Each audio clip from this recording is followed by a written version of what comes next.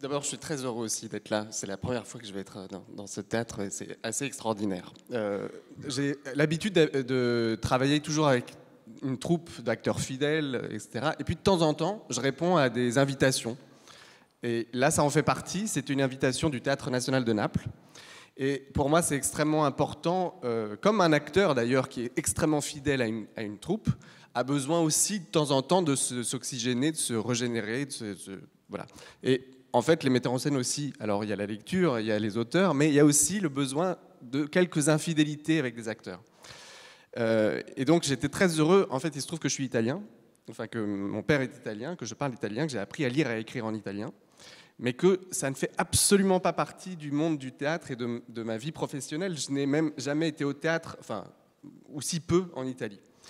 Et c'était comme une frontière totale. Et quand ce directeur du Théâtre national de Naples m'a proposé, tout d'un coup, je me suis dit, mais je ne sais même pas comment on dit le plateau. Et j'ai eu envie, une immense envie d'essayer quelque chose, d'essayer de rencontrer. En plus, c'est vrai que j'avais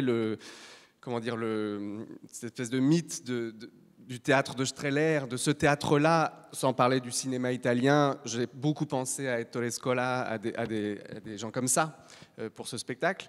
Mais je me suis dit, voilà, quel texte choisir? Moi qui crois tellement aux auteurs, aux langues, je m'appuie vraiment là-dessus. Je n'ai jamais monté Molière en français. Et tout d'un coup, j'ai proposé qu'on retraduise le Tartuffe, donc avec Carlo Repetti, qui depuis est décédé, mais avec qui on a vraiment travaillé. On s'est mis d'accord sur le fait qu'il fallait conserver la rime, que c'est peut-être même plus marrant parce que souvent c'est des rimes un peu à 2 francs, et que en fait, en français aussi, voilà, on s'arrange quand même souvent avec la rime. Et j'ai fait une rencontre avec ces acteurs, mais merveilleuse. En fait, ce spectacle, aujourd'hui, ça fait plus d'1 an, enfin, et le souvenir que j'en ai, c'est les acteurs, c'est la joie, c'est quand tout d'un coup la rapidité de jeu s'associe avec la pensée. On ne sait pas si c'est les lèvres qui guident la tête ou si c'est la tête qui guide les lèvres. C'est extrêmement joyeux. Je sais qu'à ce moment-là, j'avais besoin de revenir à un théâtre de la joie, du vivant. On sortait de cette période sinistre. On avait tous eu envie, et on l'avait fait, des spectacles sur nos fantômes, sur nos morts, etc. Et là, j'avais envie de la vie. Et je pensais à Alberto Sordi, par exemple. Ce Tartuffe, en fait, c'est un gros aigrat qui bouffe des spaghettis devant nous et qui prend du plaisir aussi. Voilà, c'est une version assez lumineuse, en fait. Et très...